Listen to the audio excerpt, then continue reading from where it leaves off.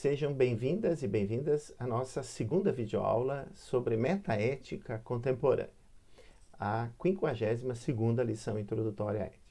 Hoje faremos algumas reflexões a partir das contribuições do filósofo Ludwig Wittgenstein à ética e, fundamentalmente, procuraremos caracterizar uma teoria metaética não cognitivista que é melhor associada ao positivismo lógico, que foi influenciado por Wittgenstein e que foi desenvolvida posteriormente por Charles Stevenson, chamada emotivismo, uma teoria metaética não cognitivista. Bem, para começar então, é importante dizer que Wittgenstein é considerado um dos maiores filósofos contemporâneos. Ele é o autor de um livro chamado Tratatus Lógico-Filosóficos, publicado em 1921, que teve diferentes recepções de pensamento. Inicialmente ele foi associado ao logicismo, a tentativa de redução da matemática, da aritmética e a lógica. Depois, com uma certa concepção cientificista do mundo, própria do positivismo, e a partir dos anos 1970 ele foi redescoberto e se diz que ele tem um sentido ético. Então, o que importa para nós aqui é fundamentalmente compreender qual seria esse sentido ético dessa obra. E Wittgenstein também, isso é importante dizer, é conhecido por ter introduzido uma espécie de nova revolução copernicana na filosofia, quer dizer, uma espécie de novo paradigma, poderíamos dizer. E ele consistiria no seguinte: enquanto os filósofos antigos guiavam as suas reflexões pelo ser, de forma ontológica, e os modernos salientavam a importância de termos reflexões epistêmicas sobre, por exemplo, como conhecemos o ser, o Wittgenstein teria mostrado que tem algo mais fundamental para nós nos preocuparmos, que é como nós expressamos linguisticamente o conhecimento que eventualmente nós temos do ser enquanto ser. Então a linguagem passa a ter um lugar especial nas reflexões filosóficas. O Wittgenstein, de fato, define a filosofia como uma crítica da linguagem. Bem, não vem ao caso aqui, numa breve videoaula, apresentarmos todo o Tratatus do Wittgenstein. Basta, por enquanto, não é um livro muito extenso, ele tem 60, 70 páginas, é extremamente difícil, há várias lacunas. Ele é escrito em forma de aforismos, que são enumerados de 1 a 7 e depois com comentários, com subnumerações, por exemplo, 1.1, 1.2, 1.2, 21, etc. Então, o que eu vou fazer aqui é ler esses 7 aforismos basilares do Tratatus e explorar, eventualmente, qual seria o sentido ético dele, porque, no meu entendimento, o que Wittgenstein faz tem uma profunda importância para a metaética. Então, o primeiro aforismo diz: o mundo é tudo o que é o caso. E o segundo, o que é o caso, é o fato, é a existência de estados de coisa. Então, aí a gente tem, na ordem da apresentação, ao menos, uma espécie de ontologia formal do Tratatus. O mundo é composto por tudo o que é o caso, e isso significa que o mundo é composto simplesmente por fatos. No mundo há fatos, fatos e mais fatos. Essa é, entre aspas, a essência mesma do mundo. Agora, isso é uma decorrência, essa pequena ontologia formal, da concepção que Wittgenstein tem a respeito da natureza da linguagem.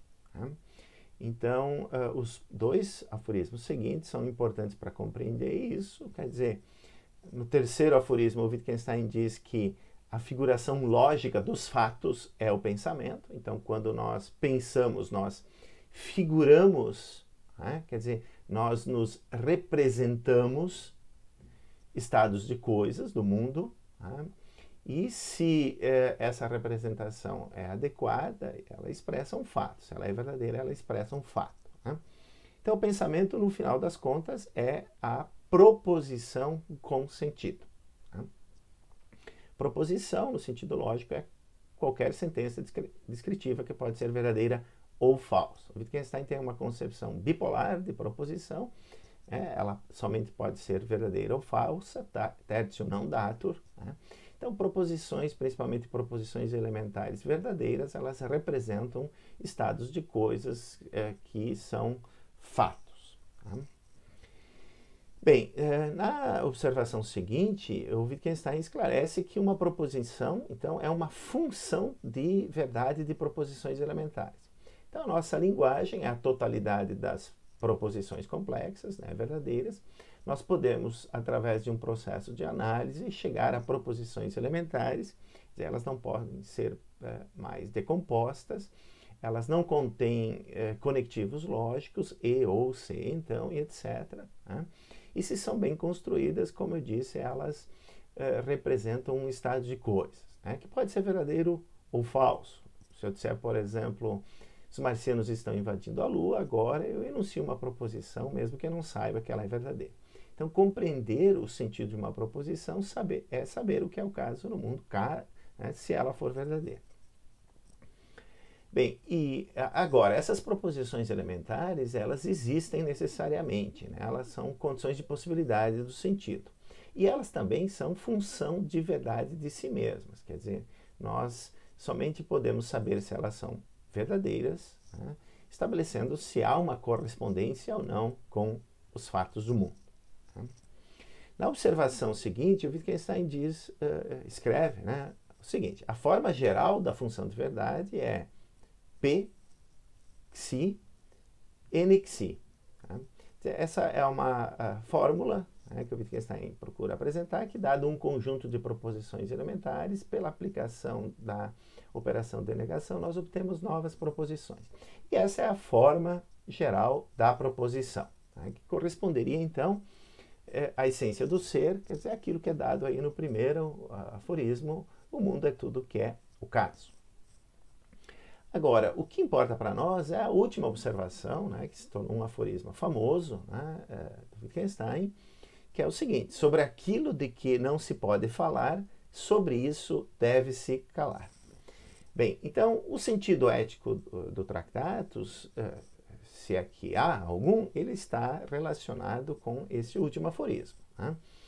E é sobre esse aforismo, então, que eu gostaria de fazer agora algumas reflexões. Quer dizer, se nós observamos, né, essas teses fundamentais, digamos, né, da filosofia do Wittgenstein, claro que muito aí precisaria ser explicitado, né, em subobservações, digamos, né, que são elucidações disso que é dito. Nós sabemos que a crítica da linguagem, enquanto tarefa filosófica, ela consiste em traçar limites àquilo que pode ser dito, que corresponde, então, à proposição com sentido, né, uma figuração lógica, né, que é uma representação de um estado de coisas. Mas, ao mesmo tempo, ao se fazer isso, né, a gente comete infrações. Né? A filosofia, ao mostrar essas condições de possibilidade do sentido, né, que as proposições complexas são compostas por proposições elementares e elas têm sentido, né, sim, freudiano, tipo, né? E que elas somente podem ser decompostas em nomes no sentido próprio, que tem referência a objetos do mundo. Então, ao fazer isso, a gente transgride os limites do sentido, a gente emite contrassensos. E essa é a natureza da linguagem filosófica segundo Wittgenstein. Né? Então, ao mostrar os limites daquilo que pode ser dito com sentido, ser figurado proposicionalmente, nós chegamos à conclusão de que mostra-se que há algo que não pode ser dito, né? Mostra-se um indizível. Né? Bem, e a ética para o Wittgenstein aceita a definição muriana, né, de ética como investigação geral daquilo que é bom. A ética estaria nesse domínio daquilo que não pode ser dito, stricto sensu. Né? Então, o Wittgenstein, do ponto de vista metaético, no Tractatus, ele é considerado um não cognitivista. E, de fato, ele escreveu, né, no Tractatus: não há proposições na ética. Né? Então, é como se juízos morais, no final das contas, não satisfazem aquilo que o Wittgenstein estabeleceu aí, no sentido de serem proposições stricto sensu. Né? Agora, daí não se segue que juízos morais sejam absurdos. Né? E é isso que essa distinção fundamental que é feita no Tractatus entre dizer e mostrar permite a gente, então, estabelecer. Né? Então, se nós definirmos o dizer ou a dizibilidade como expressar algo preenchendo as condições do sentido, né? Então, por exemplo, construindo proposições, figurações, que são representações de estados de coisa, que são verdadeiros, são fatos no mundo, se mostra nisso, né? Nós podemos mostrar também que podemos expressar algo. Isso, né? Essa pseudoproposição, que é um contrassenso, né? Enfim, nós podemos falar sem preencher as condições de sentido. Então, toda vez que eu enuncio uma tautologia, ou uma contradição, ou um absurdo, né? O leite bebeu o menino, quando eu expresso um juízo moral, devemos manter as promessas, ou juízos artísticos, né? A Mona Lisa é o quadro mais belo que há no Louvre, coisas do gênero. Nós mostramos aquilo que é o belo, o bom, né? Eventualmente o verdadeiro, sem representação de estados de coisas factuais do mundo. Tá? Então, isso é importante salientar porque, como a gente vai ver logo mais, há uma interpretação equivocada, né, do Círculo de Viena em relação ao Tractatus, como se o Tractatus defendesse um certo tipo de cientificismo e dissesse que juízos morais são absurdos, quando na verdade não é esse o caso. Bem, antes de apresentar esse ponto, né, eu gostaria de mostrar a plausibilidade dessa interpretação, né, do Tractatus Lógico-Filosóficos, que eu expresso, enfim, nesse livro, que é resultado da minha dissertação de mestrado, né, Ética e Linguagem, que está ali projetada, né, tem a fotografia do Wittgenstein, né, na capa, onde eu fiz essa interpretação. Né? Então, é uma interpretação não positivista, digamos, do Tractatus. Tá? E uma forma da gente confirmar, né, a plausibilidade dessa interpretação é lendo a Conferência sobre Ética, que é um pequeno texto de 1929, que eu traduzi e está junto com esse livro, onde o Wittgenstein faz uma distinção que, no fundo, ainda é tractatiana, quer dizer, do período do Tractatus, tá? Entre um uso absoluto e um uso relativo de termos morais, tais como bom, correto, etc. Né? Então, aqui a gente tem um exemplo de uma análise filosófica, né, de termos morais. Então, eu vou citar, acho que esse exemplo ele é bastante ilustrativo, é claro, eu vou ler simplesmente e vocês podem refletir um pouco sobre ele. Então, Wittgenstein escreveu o seguinte: suponhamos que eu soubesse jogar tênis e alguém de vocês, ao ver-me, tivesse dito: você joga bastante mal. E eu tivesse contestado: sei que estou jogando mal, mas não quero fazer o melhor. Tudo o que eu poderia dizer ao meu interlocutor seria: então tudo bem. Quer dizer, ali nós estaríamos diante de alguém que não quer jogar tênis para ser campeão mundial, mas quer praticar exercício, por exemplo. Agora, suponhamos que eu tivesse contado a um de vocês uma mentira escandalosa e ele viesse e me dissesse: você se comporta como uma besta. E eu tivesse contestado: sei que minha conduta é má, mas não quero comportar-me melhor. Poderia ele dizer: então tudo bem? Certamente não. Ele afirmaria: bem, você deve desejar comportar-se melhor. Aqui temos um juízo de valor absoluto, enquanto no primeiro caso era um juízo relativo, né, em relação a tênis. Então, esse juízo, você deve comportar-se melhor, é um uso absoluto, né, do termo aí dever, uma categoria ética fundamental. Então, o último aforismo do Tractatus, longe de defender um tipo de quietismo filosófico, né, a respeito dos juízos morais cotidianos, na verdade, o que ele coíbe é a expressão, digamos, né, científica da moralidade. A moralidade não seria uma questão, né, de racionalidade objetiva, científica, matemática, etc., mas seria uma uma expressão de sentimentos, né? Teria a ver com a vontade humana, e não propriamente que não, um domínio sobre o qual a gente deveria manter um silêncio, né? Fúnebre, digamos. Né? Quer dizer, há sim um silêncio moral, que é aquele da ética, quer dizer, para o Wittgenstein, a ética, então, enquanto disciplina filosófica, ela pretende fundamentar a moralidade, mas isso é um mal entendido, porque a moral é que é o fundamento. Né? E isso é bastante claro, então, quer dizer, se há algo que nós devemos nos calar é sobre a ética filosófica, né? Pretender, por exemplo, fundamentar o fundamento. Quer dizer, a moral é que é o fundamento. Né? E na moral nós podemos expressar as coisas, por exemplo, que as pessoas não devem inventar mentiras escandalosas, né? Caluniar uns aos outros e tudo mais.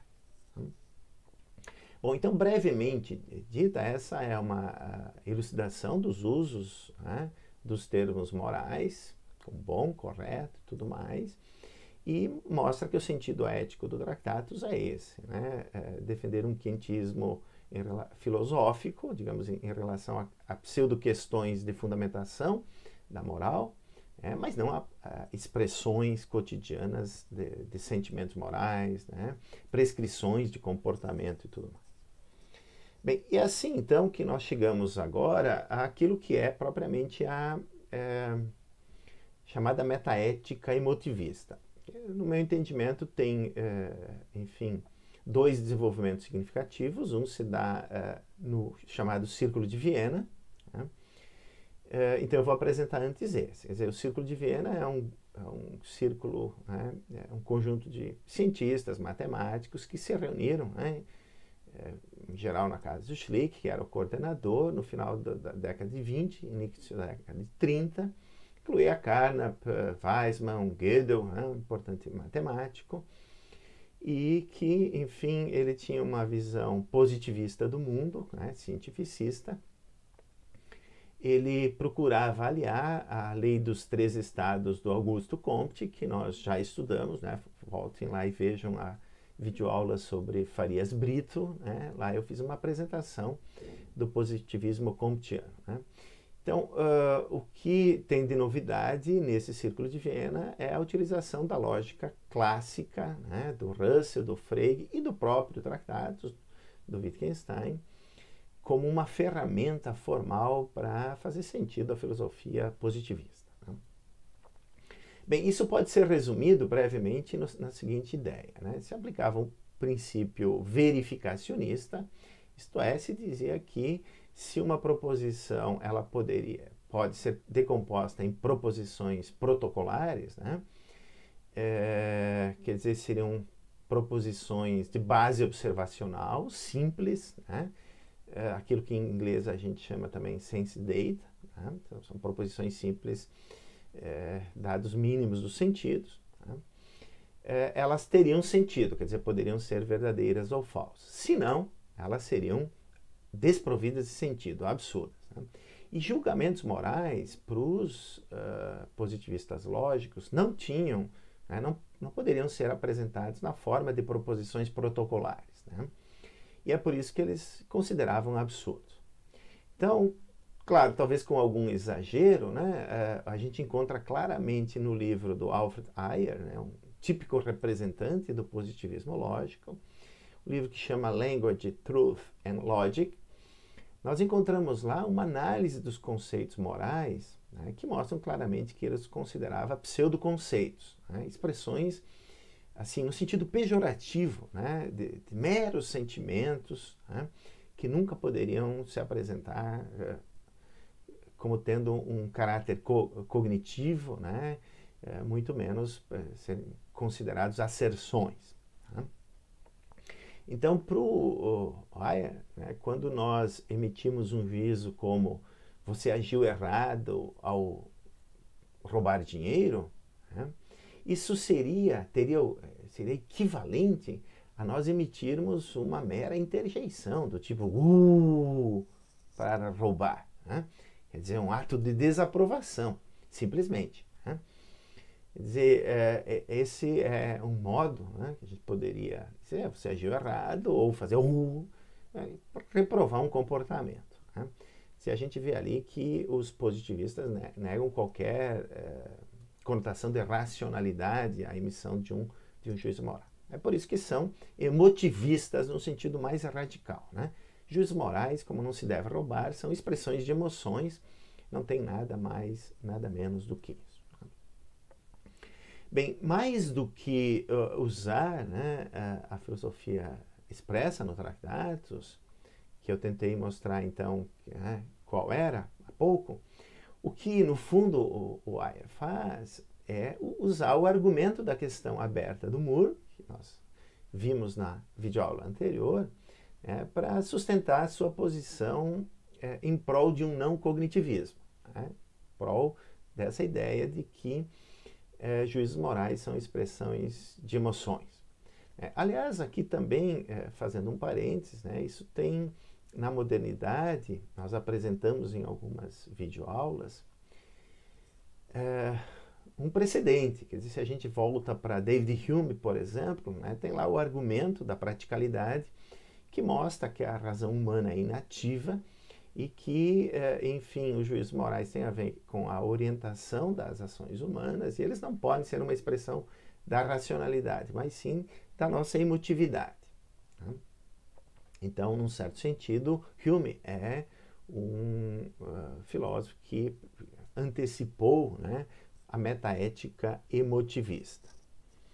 Agora, essa é uma versão não sofisticada dessa teoria ética, porque nós temos um desenvolvimento num livro posterior, já em 1944, de um americano que foi estudar na Europa, depois voltou para os Estados Unidos e desenvolveu o emotivismo num livro chamado Ethics and Language, onde ele estabelece dois modelos diferentes de análise dos termos morais. Eu vou apresentar aqui o primeiro modelo da análise do discurso moral, e ele chega à conclusão, a seguinte conclusão: quer dizer, quando a gente emite um juízo moral, por exemplo, isto é errado, com isso eu estou dizendo diretamente, na verdade, o seguinte: eu desaprovo isso, eu desaprovo esse comportamento, faça você o mesmo.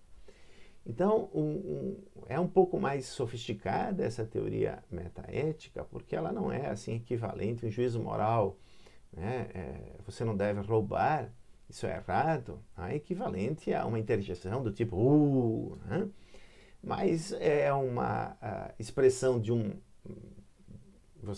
que você desaprova aquele comportamento, e com isso há também implicitamente uma recomendação de ação, quer dizer, faça você o mesmo. Então não é extremamente subjetivista, porque há aí um convite de um comportamento da outra pessoa, de também condenar aquilo que se considera moralmente errado. E assim por diante, quer dizer, expressões como ele deve fazer isso, ele deve comportar-se melhor, por exemplo, ele deve mentir e tudo mais, significa eu desaprovo a mentira, eu desaprovo que ele faça isso. Desaprove você também. Então aqui novamente a gente vê essa espécie de recomendação da ação além dessa condenação inicial.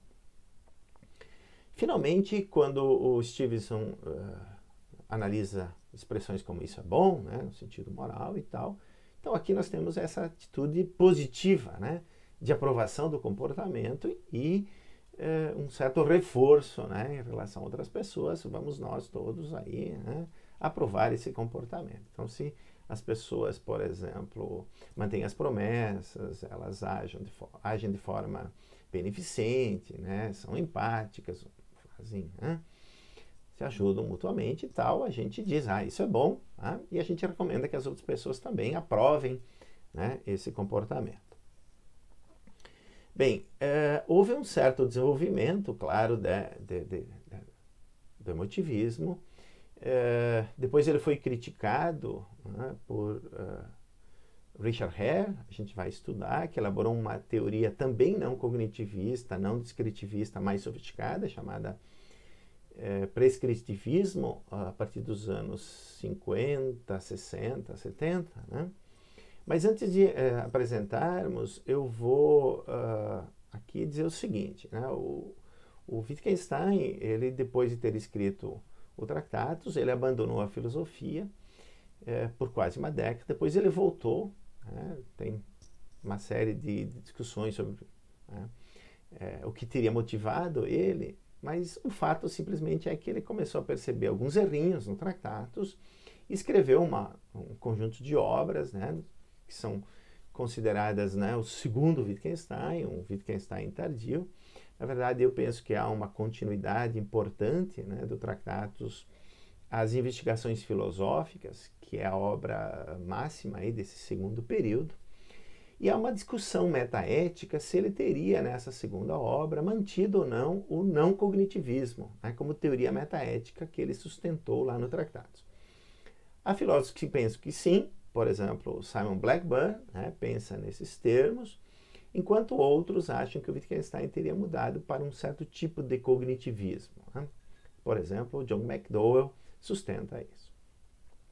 Bem, o importante aqui, dizendo brevemente, né, é só o seguinte: é claro que em geral as pessoas associam então a noção jogo de linguagem, né, do segundo Wittgenstein a isso, quer dizer, a possibilidade de nós enunciarmos agora juízos éticos e morais sem termos preocupação com a infração das condições bem estritas, proposicionais lá do Tractatus. Né?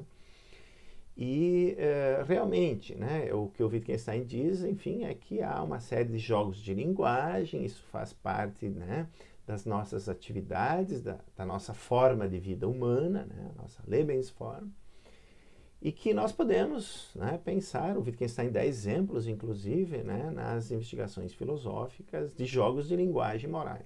Então ele diz, né, que mentir, por exemplo, é um jogo de linguagem que nós temos que aprender tanto quanto qualquer outro. Né? Então, de fato, há jogos de linguagem morais imperativos, prescritivos, avaliativos, né, performativos e tal. É uma pluralidade de jogos de linguagem. Então, o que um jogo de linguagem faz é fornecer um contexto no qual um juízo moral particular encontra o seu sentido. Né? E os limites do sentido são dados pelos próprios jogos de linguagem. Agora, um ponto interessante a respeito disso é se introduz ou não o relativismo. Né? Eu particularmente acho que não, porque mesmo que exista uma pluralidade de jogos de linguagem, ainda todas estão vinculadas à nossa forma de vida humana, né? A humanidade, digamos. Né? Mas eu não vou desenvolver esse ponto. O que eu gostaria, enfim, de tentar só mostrar é que com a noção de jogos de linguagem, o que no final das contas o Wittgenstein quer fazer é mostrar que não há uma essência comum, né, que a gente precisa pressupor, nem de sentido, né, nos termos do Tractatus, e nem uma essência comum aos diferentes jogos de linguagem.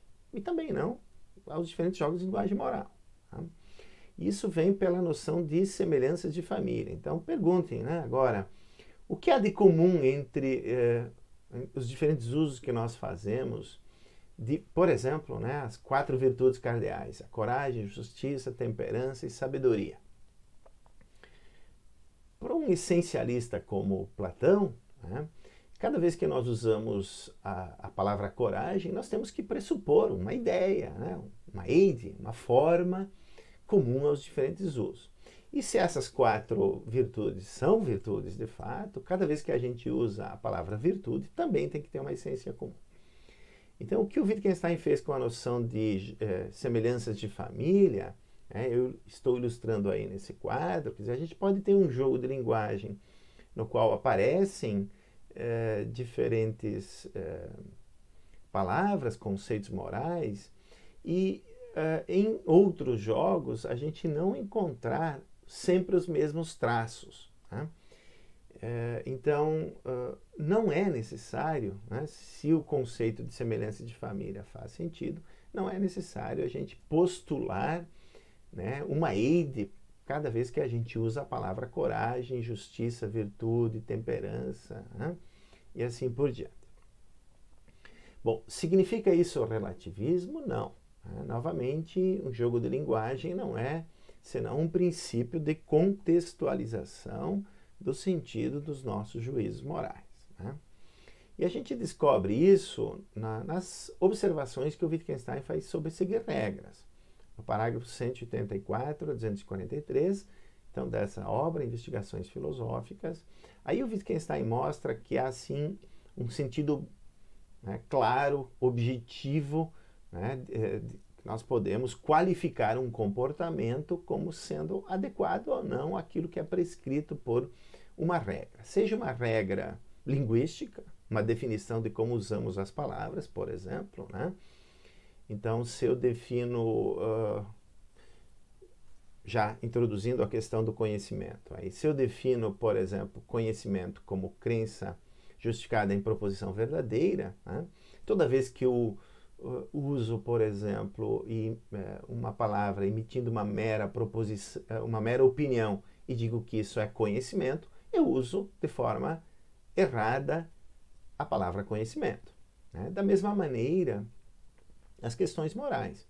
Toda vez que nós seguimos uma regra moral, nós temos uma forma objetiva de estabelecer a adequação, né, do nosso comportamento ao regramento ou não. Né? Bem, por enquanto é isso só, né? Quer dizer, ali nós encontramos de fato um conjunto de observações que permitem dizer que o segundo Wittgenstein elabora uma forma sofisticada de cognitivismo. Né?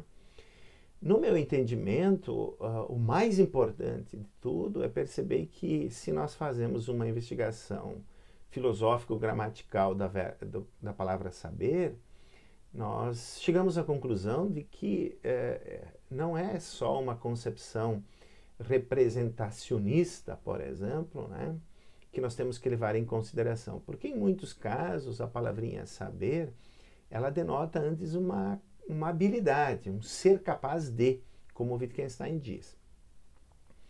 E é esse ser capaz de que permite a gente pensar num cognitivismo prático, em contraponto, digamos, a um cognitivismo dogmático, né, que só pensa em termos proposicionais o conhecimento. Né? Então, nas investigações filosóficas, nós teríamos uma versão mais sofisticada aí dessa concepção metaética em relação ao saber moral.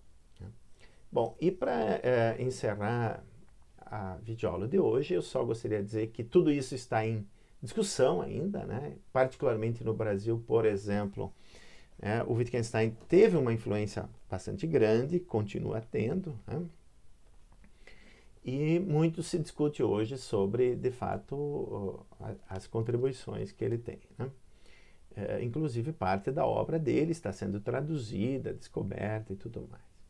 E para finalizar, então, eu só gostaria de indicar como complemento da videoaula de hoje este livro que eu organizei, publicado em São Paulo pela Escuta, chamado Wittgenstein no Brasil, onde, no fundo, há só uma republicação de 4 grandes pensadores brasileiros que defenderam e fizeram certos desenvolvimentos, digamos, né, da filosofia wittgensteiniana.